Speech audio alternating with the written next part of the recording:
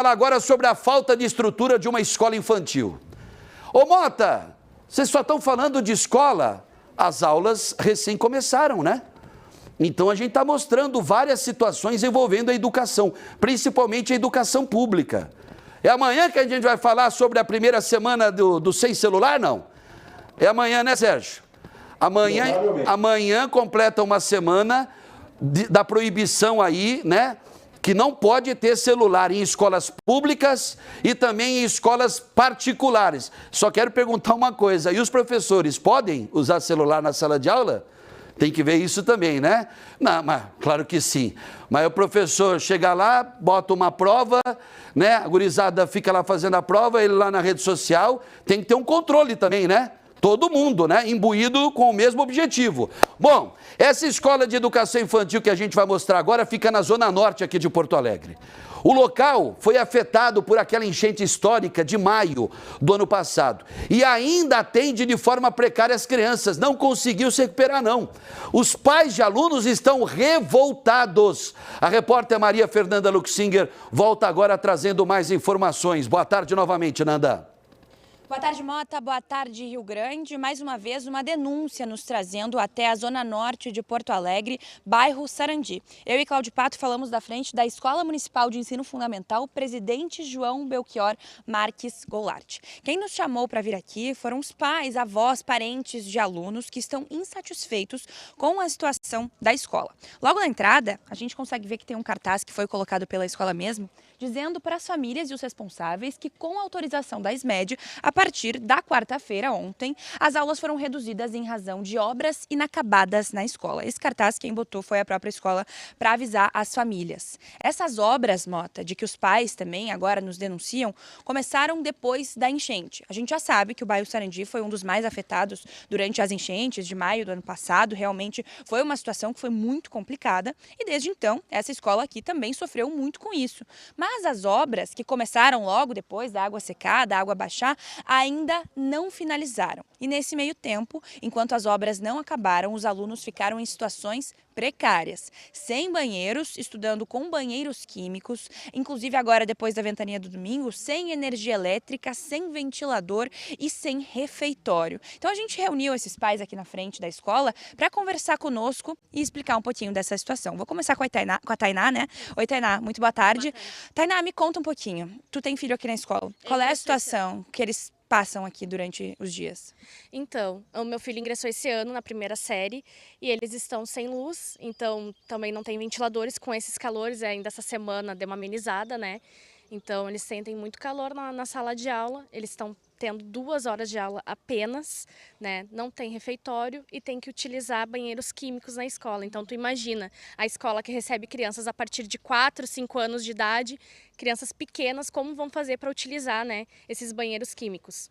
E essa redução nos horários que começou na quarta-feira, eles deram a justificativa de que foi por conta do temporal e então sem eletricidade. Mas agora os alunos, durante a manhã, estão na escola sem luz também. Sem luz também. Isso também prejudica na visão, né, para eles poderem estudarem.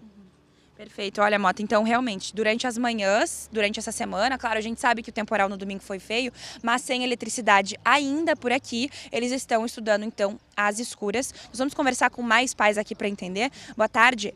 Tem filho aqui na escola também, né? Em relação às obras, essas obras começaram depois da enchente. Qual foi a situação que ficou o colégio com as obras e ainda não acabou? Ainda não acabou. Ficou mais de um mês a gente em casa com eles fazendo aula online. Logo depois da volta a gente começou com o ônibus, retorno com o ônibus ali. E depois de um mês, né? Depois de um mês ali, retorno aqui para a escola. E até hoje, gente, tá aí as obras inacabadas, sem banheiro, sem refeitório, as crianças hoje sem luz por causa de um temporal que aconteceu. Tá bem complicado. Meu gurizinho vindo agora da 1h30 às 2h30, com horário reduzido, tá assim, tá um transtorno. E como é que fica com esse horário reduzido, né? Vale a pena trazer a criança para a escola para largar, deixar 2 horas, voltar para casa? Às vezes moram longe, né? Largamos aqui 1h30, voltamos 2h30. Não tem muito rápido, as crianças não aprendem nada assim. Eles querem ainda passar depois aula online de novo, sendo que as crianças não aprendem. Não aprendem mesmo, não dá certo. Não deu na enchente, agora não vai dar mesmo. As crianças não aprendem nada. Sim. São problemas que vêm vindo então desde maio, Mota, e aí não solucionaram e vão se agravando também com o tempo. Vamos conversar com mais pais? Tudo bem? Boa tarde. Tu tens um neto autista aqui na escola, Não, né? eu tenho 2 netas. 2 netas. É. Como é que fica a situação para as tuas netas também? O que elas te relatam, assim? Que tá difícil tu estudar, tá ruim de vir no colégio? Elas estão falando que não tem como aprender porque os conteúdos são dados com muita, né, pressa, né? Mas uma coisa que a gente tem que pensar assim, ó, as crianças já estão muito traumatizadas por causa da enchente. Hoje a maioria das crianças, já tive relatos como líder comunitária, que tem crianças de 3 anos que quando começa a chover já pergunta para a mãe se tem que sair de casa, se vai perder as coisas. Então, as crianças, além de estar traumatizadas por causa da enchente, agora não tem umas boas condições de aula. Eles são crianças, são inocentes. Né? Eles precisam de ter uma qualidade de ensino, ter um lugar próprio para estudar, mas sem luz, sem banheiro. Muitas crianças se apertam até ir para casa. Eles não frequentam esses banheiros químicos, porque a maioria das vezes as crianças relatam que os banheiros estão sujos, que não dão para entrar. E aí eles ficam apertados até chegar em casa. Uma criança tem que passar por isso, né? E muitos pais aqui, a gente sabe, que dependem da escola para ter alimentação. E agora, um simples lanche, não ter um refeitório decente, não está sendo fácil. Sim. E a gente estava falando em relação ao calor também, né? Tu que tens um filho autista, né? Deixa eu chegar um pouquinho mais aqui. Um filho uma pessoa que precisa de uma atenção um pouco especial. Como é que fica? É pior ainda a situação? É pior, porque ele com calor ele fica mais agitado, fica mais nervoso e nenhuma das salas de aula tem ventilador, tanto para ele como as outras crianças, os professores, eles não merecem isso. Os calores que estão fazendo, eles estudam no calorão, daí não consegue se concentrar nem na aula e depois vai para casa reclamando que não quer voltar, porque fica aqui no calor. Sim. Então, E essa situação do banheiro, eu acho que era tu que tinha comentado também. O que falta para o banheiro ficar pronto? as portas, os banheiros já estão prontos, só não tem porta. E aí não querem liberar? Não, porque fica meio... Daí as crianças não têm privacidade, os professores, mas só falta porta, os banheiros já estão prontos. Sim, é uma solução simples e aí que tá demorando muito, muito mais do que deveria. Muito mais do que deveria. Pois é. Mota, a situação realmente é muito complicada. Todos esses pais, né, nos chamaram para fazer essa denúncia. E claro, aqui no Boa Tarde Rio Grande, a gente sabe, a gente sempre dá os dois lados de toda a situação. Nós entramos em contato com a Secretaria Municipal de Educação, que através de uma nota nos disse que as aulas iniciaram na segunda-feira, dia 17, com horário reduzido, devido à falta de energia elétrica. A ventania de domingo à noite destruiu o telhado da subestação de energia existente no local, causando danos aos equipamentos elétricos. Eles ainda dizem que o telhado está sendo refeito pela prefeitura e que a Equatorial foi acionada para a troca do equipamento. Agora, sobre a reforma, eles dizem que a reforma da escola não foi finalizada ainda devido ao atraso na entrega das esquadrias das janelas e de algumas portas. Eles dizem que a previsão do fornecedor é que o material para a conclusão seja entregue até o final desta semana. Disseram ainda que, para possibilitar o início das aulas, os químicos foram uma opção até a finalização da obra dos banheiros. A escola foi uma das unidades mais atingidas pela enchente histórica e passa por obras de recuperação completa. Dizem que as etapas das obras ainda ocorrem no local, o que não impossibilita diretamente o funcionamento da unidade escolar. Dizem que os transtornos, sobretudo relacionados aos banheiros, são temporários, visto que as melhorias devem ser concluídas ainda até março. Bom, Mota, esse é o posicionamento da Secretaria Municipal de Educação. Mesmo assim, o que a gente percebe do relato dos pais é que eles dizem que essas inconveniências seriam temporárias, mas esse tempo já está passando mais do que deveria, né? Desde maio até agora. Qual é o sentimento de vocês e o que vocês querem a partir de agora, a partir da gente mostrar toda essa situação para o público de casa também? É de tristeza, né? Ver os alunos não querer voltar para a escola ou chegar em casa apertado porque não quer utilizar o banheiro. É muito triste mesmo, né? Ver as crianças nesse estado, não só as crianças como os funcionários, ninguém merece passar por isso, né? E esperamos que seja resolvido o quanto antes, o mais breve possível. E situação de abandono, né, Tainá? Situação de abandono. Porque, apesar de tudo que nós passamos pela enchente, não ter ajuda nenhuma da prefeitura, e aí agora nós voltamos em condições precárias e continuamos na mesma situação. Tipo, muitos não voltaram para casa ainda, muitos não têm atendimento médico, não têm assistência, né? Nós estamos completamente abandonados aqui, vivendo como podemos. Eu tenho uma irmã que ela trabalha de demonstradora no mercado e ela conseguiu alguns benefícios agora que ela conseguiu voltar para casa. Porque ela lutou para ter o material para refazer a casa dela. Eu não consegui, eu estou morando de aluguel ainda. Então, a gente não tem educação, não tem saúde, não tem assistência, não tem nada. Cadê a prefeitura nessa hora? Cadê nosso direito? Para que a gente paga imposto? É um direito constitucional que nos garante e que não está sendo dado para nós. Mota, a gente segue acompanhando essa situação por aqui, essa denúncia que os pais nos chamaram então para cobrir. Qualquer novidade, a gente também traz de volta aqui na tela do Boa Tarde. Obrigado, Nanda. Inclusive, eu fiz questão de nem interferir nada para mostrar essa vergonha, esse descaso do poder público. Mais um, né? Mais um para conta, né? Tem as imagens aí, não? Isso, vamos resgatar as imagens. Vamos lá, vamos falar de história. Maio de 2024. O Rio Grande do Sul passa pela maior tragédia climática de sua história. Milhares e milhares de pessoas perderam tudo, fora aqueles que perderam a vida também, que é o bem mais precioso. Mas várias cidades debaixo d'água, aqui mesmo na região metropolitana, Eldorado do Sul, 100% da cidade submersa, 60%, 70% da cidade de Canoas também debaixo d'água, no Vale do Taquari, em várias regiões, e Porto Alegre não ficou de fora.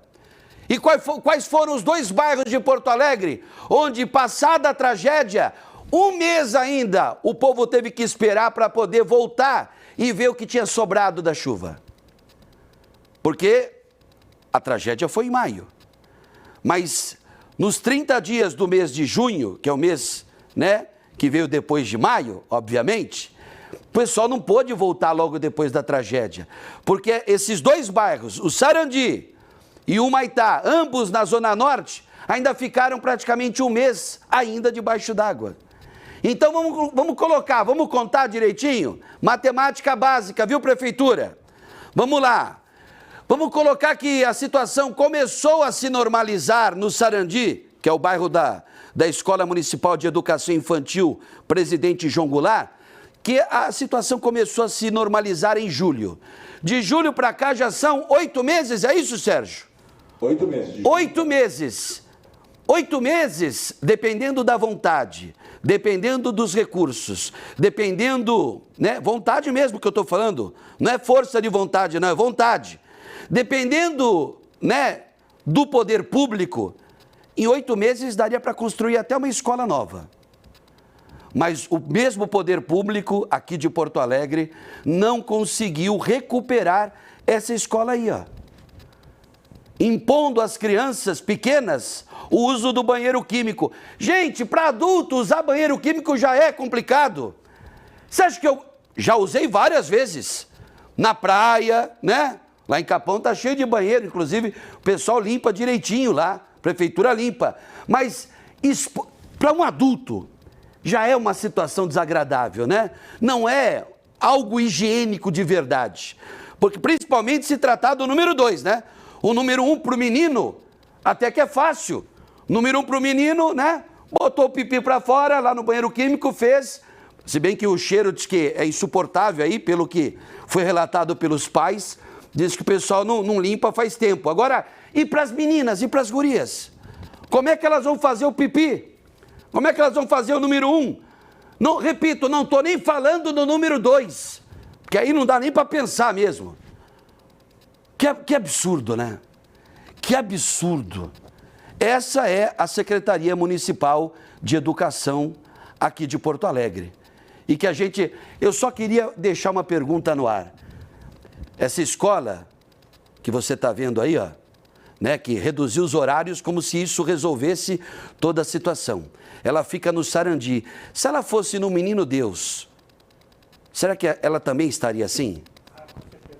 Se ela fosse localizada na Zenha, né, lá no bairro Farroupilha, no Bonfim, na região do Moinhos de Vento, né?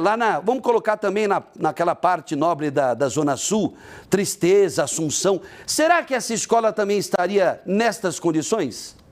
Será? Porque não é uma conveniada, né? A SMED gastou na escolinha Girassol lá no Lami 50, 60 mil reais para recuperar a escolinha, que depois foi descredenciada. Recuperar depois da tragédia climática também, lembra? Não foi isso, Sérgio Schiller? Foi isso mesmo. Gastou cerca de 50, 60 mil e depois não renovou o contrato. Não renovou o contrato com a escolinha Girassol lá no Lami, que é um bairro também onde o povo sofre barbaridade. E aí, eu queria entender um pouco a gestão da SMED. É difícil, é muito difícil, sabe? É muito complicado. E eu não estou pegando no pé de ninguém. Só respondendo mais uma vez, porque já me pararam na rua. Ô Mota, vocês estão aí? O tema da semana é educação? Também. Por quê? Porque as aulas recém começaram. Então, por isso que a gente está falando sobre a questão da educação municipal, da educação estadual, professores, né? A gente falou essa semana do piso do magistério e tudo mais. Então, é complicado, né? É lamentável, lamentável. É por isso que é difícil ver um horizonte, um futuro melhor para esse país, né? Porque realmente a educação não é prioridade. Não é para muitos, né? Não é para todos, mas para muitos governantes, a educação não é e nunca será prioridade. E a gente sabe o porquê disso, né? Porque uma população ignorante é um eleitor ignorante. E eleitor ignorante é muito mais fácil de manobrar, é muito mais fácil de manipular, infelizmente. Carlinha